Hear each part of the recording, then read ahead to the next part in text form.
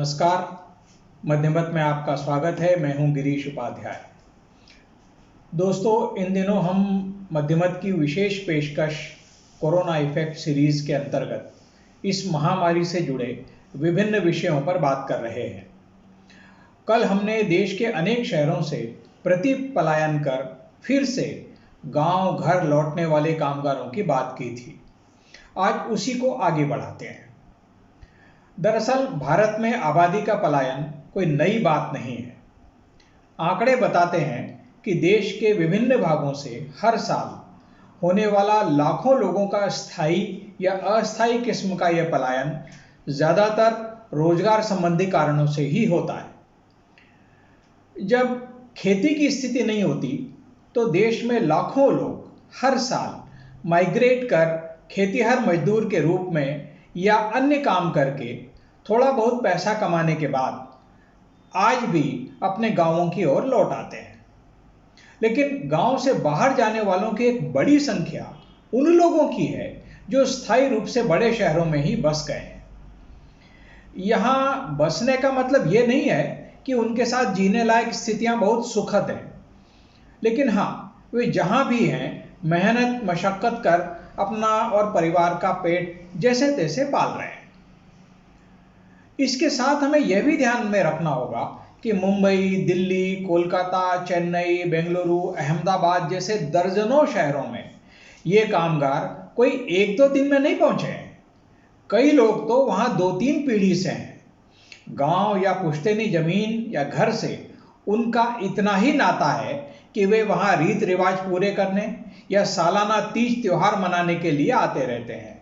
बस इनके परिवारों में सदस्यों की एक स्थायी स्थिति सी बन गई है कि इतने लोग घर से बाहर हैं और इतने लोग गांव में। लेकिन जो लोग गांव से शहरों में गए हैं वे कोई बड़ी जमीन जायदाद के मालिक नहीं है। यदि ऐसा होता तो वे रोजी रोटी की तलाश में बाहर जाते ही क्यों? उनके परिवारों के पास जमीन का जो छोटा मोटा टुकड़ा है उसमें अव्वल तो खेती करने लायक स्थितियां नहीं है, और यदि खेती हो भी जाए तो उसमें इतनी पैदावार नहीं है जो पूरे परिवार का पेट पाल सके। इसीलिए ऐसे ज्यादातर परिवारों ने अपने सदस्यों के गांव और शहर में हुए विभाजन को अपनी नियति मानकर मंजूर कर लिया है। और यह भी सच है कि इसी में उनके जीने लायक स्थिति भी बनती है।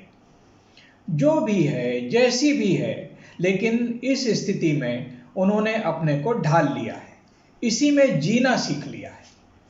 पर अब कोरोना संकट के चलते ये सारे लोग एक बार फिर अपने उसी गांव घर में आ गए।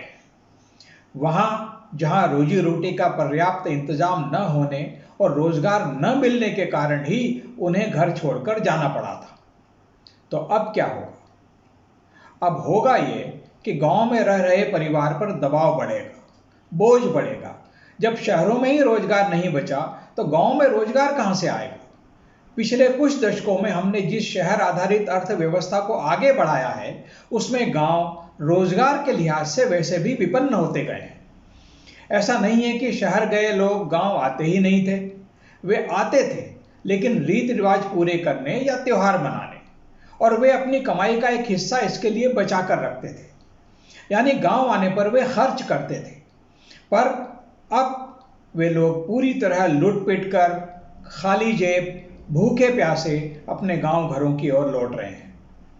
परिवार के इन सदस्यों के आने के बाद गांव में रह रहा शेष परिवार हफ्ते 2 हफ्ते तो जैसे तैसे अपनी जमा पूंजी और अनाज से इन लोगों का भरण पोषण कर लेगा।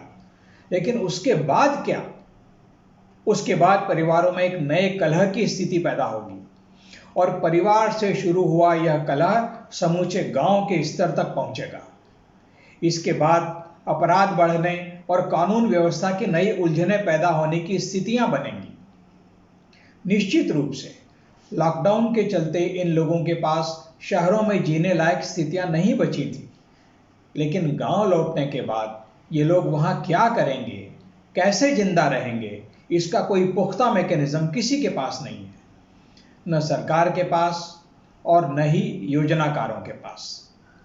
जबान चलाने वाले और सुबह शाम भर पेट नई नई डिश डकार कर सवाल पूछने वाले मीडिया मूर्खों से तो इसकी उम्मीद ही छोड़ दीजिए। कहने का मतलब ये कि ये जो प्रतिपलायन या रिवर्स माइग्रेशन हुआ है, यह सुखद नहीं बल्कि नए संकट की शुरुआत है। कल हम बात करेंगे परिवार नामक इकाई पर आने वाले संकट की। आप देखते रहिए मध्यमत और YouTube पर इसे लाइक और सब्सक्राइब भी करिए। और हाँ, इस सीरीज को देखने के दौरान आपके मन में यदि कुछ और सवाल या मुद्दे उठ रहे हों या फिर आपके पास ऐसी समस्याओं के समाधान को लेकर कुछ व्यावहारिक सुझाव हों तो हमसे ज़रूर शेयर कीजिए। हम आने वाली कड़ियों में आपके नाम के उल्लेख के साथ उस पर भी चर्चा करेंगे। नमस्कार।